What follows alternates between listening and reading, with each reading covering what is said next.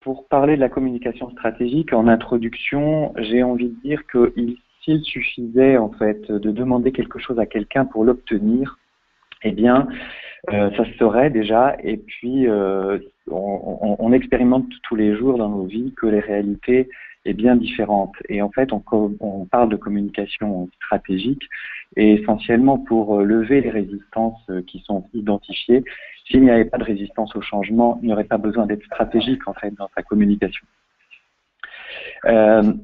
Si on prend des exemples de résistance au changement, on en a tous évoqué en fait en amont tout à l'heure, y compris Marie tout à l'heure dans les exemples. Ça peut être pas d'engagement d'un collaborateur dans le projet souhaité par son manager, pas de soutien d'un dispositif RH par la direction générale, par exemple, et une DRH qui se trouve assez isolée et démunie, un interlocuteur qui reste sur ses a priori au cours d'un entretien décisif, commercial, évaluation ou entretien de recrutement, n'arrive pas à faire passer son message, des élèves qui continuent à provoquer ou à se disputer, et ça peut poser un problème pour le corps enseignant, pour les parents, pour les autres élèves, comme l'a illustré par exemple Marie, un patient qui n'observe pas le traitement prescrit malgré le fait qu'il souhaite changer, comme il le dit, ou un coaché qui reste sur ses positions. Voilà, autant de registres en fait, qui font penser au fameux métier impossible que Freud décrivait, gouverner, éduquer et soigner, mais qui sont là dans le registre du management, de la vie à l'école, et puis de l'accompagnement par exemple. Alors, quand l'opposition nuit à la collaboration désirée, ensuite, voilà, je passe à la slide suivante. Pardon. Donc, les principales tentatives de solution quand on est face à une résistance de l'interlocuteur, c'est d'insister, c'est de convaincre, c'est d'essayer de recourir à des moyens détournés ou de recourir à des alliés jusqu'à obtenir gain de cause. Essayer de faire passer son idée. Malheureusement, toujours plus de raisons butent sur une résistance dès que l'émotion en fait n'est pas prise en compte au bon niveau dans la relation. Pascal nous dit que le cœur a ses raisons, que la raison ne connaît pas. Alors, il y a deux cas. Nous avons choisi d'éclairer la résistance qu'on rencontre le plus souvent face à une opposition. Comment faire? Alors, on a distingué deux modes d'opposition. L'opposition explicite qui annonce franchement la couleur, et puis l'opposition implicite qui avance plutôt masquée.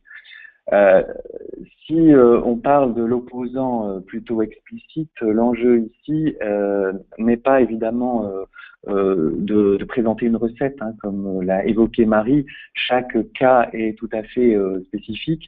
L'enjeu de cette présentation d'exemple, c'est de voir la mécanique en fait qui est en jeu généralement entre deux individus quand l'un est face à l'opposition systématique de l'autre. Donc, par exemple, ici, on rencontre souvent dans le quotidien, et je pense qu'il y a certains participants qui ont cité ce genre d'opposition dans les interlocuteurs qui expriment explicitement leur opposition. Par exemple, le jeu de certains syndicats vis-à-vis d'une direction dans l'entreprise, ou l'attitude d'ados vis-à-vis de leurs parents, ou vis-à-vis de l'école, ou même des victimes de la vie, des gens qui sont déprimés, qui mettent en échec toutes les aides qu'elles suscitent, en fait, dans le domaine de la thérapie ou du coaching, mais aussi dans les relations amicales ou familiales. On se plaint, on demande, mais finalement, voilà. Alors, si on voit ces gens-là, ils ont une communication qui est de l'ordre plutôt émotionnel, qui sont nourris par la colère notamment, c'est pas forcément la seule émotion, mais en tout cas, leur communication, elle est très nette, très claire. Non, ils disent non, parce que c'est non, en fait. Ils s'opposent vraiment frontalement. Alors, leur attitude relationnelle, c'est plutôt une position haute, confrontative, sûre de soi, et ils sont tels Goliath, en fait, ils invitent à la confrontation comme un défi, et c'est ce qui donne aussi, en fait, c'est ce qui leur donne un sentiment de puissance aussi, une impression de contrôler leurs interlocuteurs ou leur environnement, et ça leur apporte la preuve que on leur porte de l'attention, donc il y a un enjeu pour eux très important. Alors face à cela, on a des tentatives habituelles de réponse. Ça, on peut répondre à leur invitation de confrontation par la confrontation si on se sent suffisamment armé. Le risque, évidemment, c'est de se retrouver dans un emballement d'argumentation et de contre-argumentation, une escalade conflictuelle symétrique, hein, comme l'évoquait par exemple tout à l'heure Marie, dans le cas du harcèlement entre deux élèves. Et en fait, cette escalade, elle est destinée à vouloir convaincre l'autre, finalement, avec insistance qu'on a le dessus sur lui. Or, plus on s'oppose à un opposant, et plus ça lui donne de la force, en fait. Et donc, ça n'est pas le meilleur moyen de le neutraliser, à moins d'être sûr d'être plus fort que lui, bien sûr. Mais on peut aussi également refuser d'entrer dans ce jeu, s'abstenir de répondre. Mais l'absence de réponse, ça peut être un jeu qui s'avère pas forcément souhaitable dès lors qu'on est dans une relation continue et durable.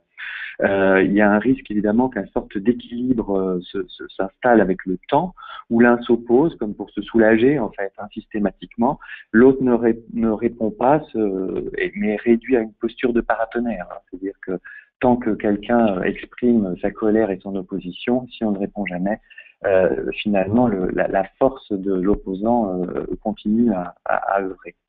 Alors, une des illustrations de ce que pourrait être une communication stratégique hein, dans ce cas-là, ça va être évidemment d'utiliser des outils de persuasion là où la raison ne suffit plus.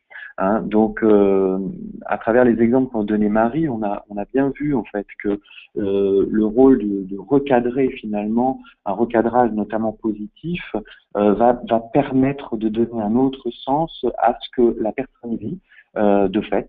Et donc là, par exemple, dans le cas d'un opposant, on va plutôt recadrer positivement, de manière bienveillante, l'utilité de son opposition. En fait, elle a raison de s'opposer d'une certaine façon, parce que tant qu'elle n'est pas complètement convaincue, on est en train de préparer une meilleure coopération à venir. Ou alors, on va dire que c'est pour prendre une meilleure prise en compte de l'objet de la contestation. Et donc, on va inviter, de manière un peu paradoxale, à prescrire cette opposition. Le deuxième exemple était construit sur le même modèle, en fait, sachant que dans l'opposition explicite, on a plutôt un oui mais, qui est un oui mais qui revient quand même aussi à un non. Donc, c'est plus déstabilisant en attitude relationnelle, puisqu'on a l'impression qu'il y a une volonté de coopérer, mais en fait, le résultat est le même qu'une opposition en elle-même.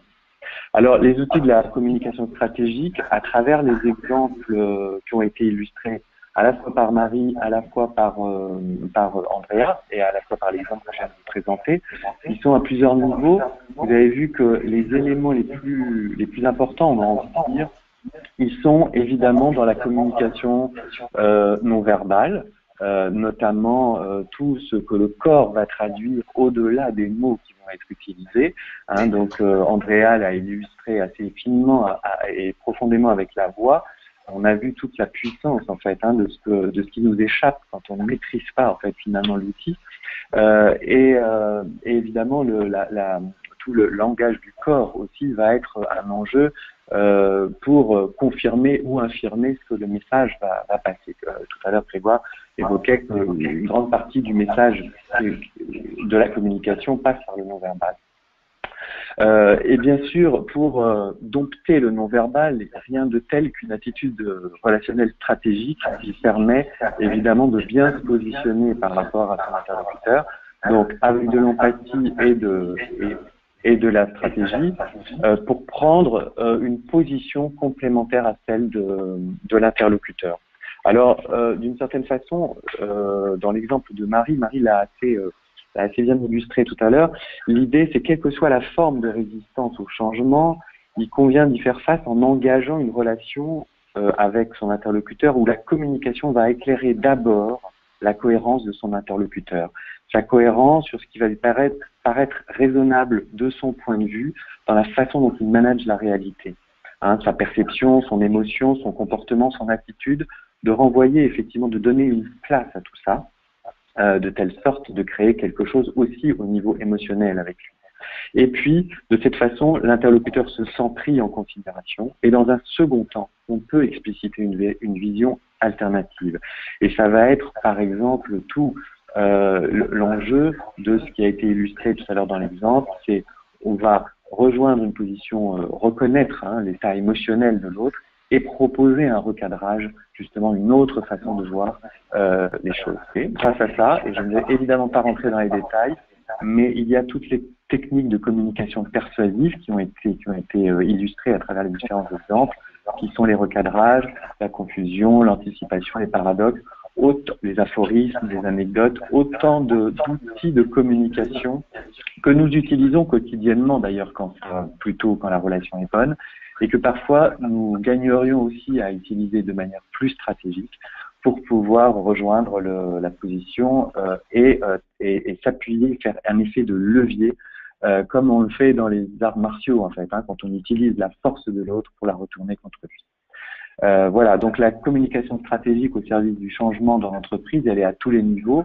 Donc vous les connaissez, elle est aussi bien dans la résolution de problèmes pour les situations complexes et sensibles que dans le développement des ressources relationnelles et alternatives, donc aussi bien individuelles que collectives. Je vous laisse lire en fait les éléments, mais c'est tous les champs en fait d'intervention qui peuvent exister en fait, et où la communication stratégique va être un levier très très fort justement pour mobiliser cette résistance au changement.